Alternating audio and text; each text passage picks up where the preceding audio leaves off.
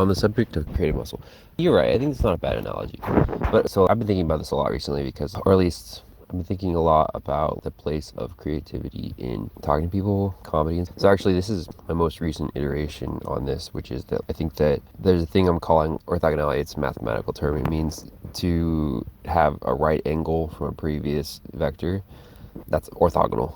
And it's used, I think, a lot in mathematical or finance circles to mean different for what previously came. Maximum orthogonality means as different as possible from the previous thing. And so I'm using that word to describe creativity because, or at least, here's the thing though. I like my theory about leadership, which is that leadership is initiative on the intersection of common interest. And you can't request to lead, you can only initiate.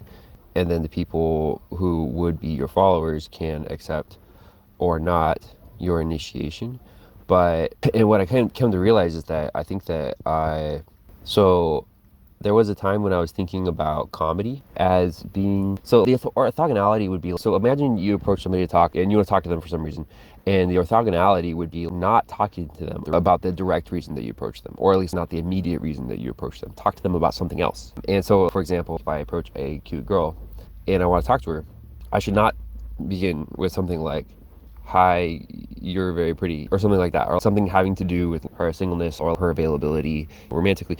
I should talk about something else, literally anything, the weather, or an observation about the environment, or something else. And the reason is because it's orthogonal. It's an initiative away from the current context. And what I'm starting to realize is that I think all orthogonality and creativity and comedy, by extension, are all extensions of leadership.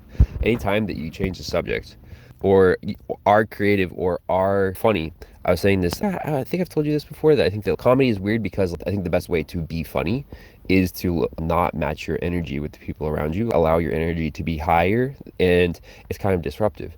And the reason it's disruptive is because you're not matching energies, and so you're literally breaking step and forcing the environment to be different from whatever it is that they want it to be.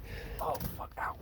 But it's leadership. Like anytime, so the reason that you don't want to begin with the immediate context is because it's an act of, and leadership by definition, you're paving the way for somebody to get something that they already want. They don't have to accept your leadership, but if they do accept your leadership, it means that you are paving the way for something that they want and you're doing them a favor. And so if you're paving the way in a direction that they want to go by chance, then actually it means that there's an exchange of power. They are giving you power to lead, and you are paving the way for them, so you're doing them a favor. And I don't know. Anyway, so all this to say that creativity is definitely, it is, I don't want to say though, describing it as a muscle, I think might be the wrong analogy because it's not really something that you quote strengthen, it's a decision.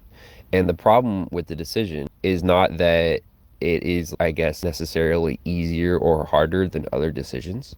The problem is that almost always in choosing to be creative, you are breaking step with whatever was coming previously. And so almost always, if you're creative, especially around other people, it's an act of leadership.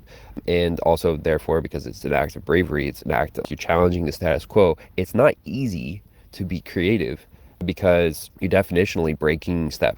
You're forging a new path. You are creating an initiative in a different direction, orthogonally, right? And so it's not really, to say that it's a muscle implies that it's like a skill that you can sharpen. I definitely think it is a skill that you can sharpen, but also it's just like really like the skill that you are sharpening, as far as I can tell, is not the act of creativity. It's the act of leadership, of breaking step, of being brave enough to be like, I don't like where everyone else is going, or at least where things are currently going, and I want to go in a different direction. And that's the real struggle in creativity, right? Because I think for anyone who's trying to be creative, it's really easy to be creative. You just allow your thoughts to go in weird directions, and then you mix and match ideas, and you right away find something creative. You know, find something new, so find something that wasn't previous there, and that's relatively easy. It doesn't even really take that much effort, and especially if you're in a context where it is normal to be creative, then it doesn't, I don't think it does take any more effort. It doesn't feel like it takes more effort. But that said, yes, if you're in a context where it isn't normalized to be creative, then it does take a lot of effort to be creative. And that's the real muscle, right? Is choosing to be a leader and change the context, or create initiatives away from whatever is currently happening.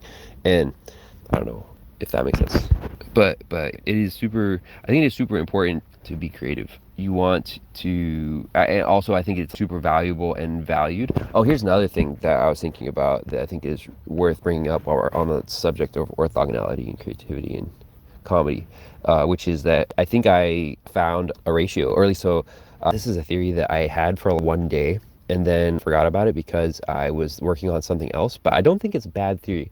So this is my theory, which is my theory about romance. You have a ratio of positive and negative interactions that you need to manage in order to have good relationships. And the problem was for me, trying to meet new people, I could never tell if I was doing the positive negative interactions right. And I realized it's because positive and negative mean something different based on the context. And the context is their interest. If you're talking with somebody who is not interested in you or interested in, I don't know, I guess sure, you're not interested in you, then what it means to have a negative interaction is going to be different. Because so if you try to do an orthogonality with someone who is interested in you, that will actually be a positive interaction because they are interested in you. They will probably accept your leadership and they'll probably be grateful for the initiative. So the orthogonality represents the positive, and what represents the negative is actually returning to the primary context, right? The reason that you're talking, or the real world, instead of being creative, instead of creating new branches or new initiatives, instead of being funny or whatever, return to the present context. I think that is, so if they're interested in you, that's where the ratio comes in. The ratio is 2-to-1, right? Positives, negative, if you want to have a really good relationship. And so the positives are the leaderships and the negatives are the non-leaderships. That's if they're interested in it. If they're not interested in you, it's the opposite. The initiatives are not positive if they're not interested in you because they're not interested in you. So actually the return to the primary context is the positive if they're not interested in you. And the negative would be the orthogonalities. And that's probably way too complicated. I think it's true though. And all this to say, the reason I bring it up is because if you are talking with somebody who is interested in you, or at least I think this is basically, if you wanted to put this into sales terminology, if you're talking with somebody who's interested in your product, then what the positive and negative ratio is opposite. And if you're talking with somebody who's not interested in your product, it's inverted. And it's like a subtle distinction that I don't think I picked up on before. But I think it is true. I think it might be a too complicated way of saying it. I might find a better way of saying it later. But yeah, anyways, long ass voice note. Oh, side note. So I didn't say this, and I thought about saying it, but I forgot. One of the main use cases I think for this information is actually just like when you are being funny in any context. When you're being funny, you're playing with a line where people will stop taking you seriously if you are too funny. So the orthogonality is initiative in a new direction, but if you hammer that button too many times, then people will start to feel unmoored. They'll be like, what is actually real to you, if everything is a joke to you? And so I was trying to think, how do you know when to stop being funny, rein it in? And I couldn't figure it out for a while, and then I finally figured it out, and this is it. This is literally exactly what it is. Like the comedy or humor, being funny, represents the orthogonality. So if people are interested in you, you can do that in a 2-to-1 ratio, and then but every 2 times stop and return back to reality, return back to the present context, the primary immediate context, and that way people will know you're grounded in the present, and then they will be able to continue to take you seriously. And I'm pretty happy with that because I think that also applies to something that I also struggled with for a while. I told you that I was meeting these women and they were saying things like, you need to show more effort asking me on a date. And it was weird because I think they were attracted to me, and I was just like, I couldn't understand why they were asking for more effort. And then I realized I think this is a big part of it, which is that they want assurances that you are a serious person, not just a fun person, and that you're connected to reality. You're not just seeking fun all of the time. And I don't think I was aware of that before. And now that I am aware of it, I see it all the time. And I realize, oh wow, I think this applies in all contexts, not just romance. If in a business relationship, people will like you more if you're funny, if you're orthogonal. But if you are too orthogonal, then they will question if you are a serious person. And same thing with, I think, all relationships. There is a ratio there where you need to balance your positive and negative interactions. And I don't know, I feel like this is helping me a lot to understand, because the approach, actually meeting people, is a really high energy event often in order to get close enough to strangers in order to talk with them, you have to really launch yourself with really high energy to overcome the social boundaries and barriers and stuff in order to get close enough to them to start talking to them. But the real skill comes in actually as soon as you arrive close enough to talk with them, you need to dial your energy way down again in order to assure them that you're a serious person.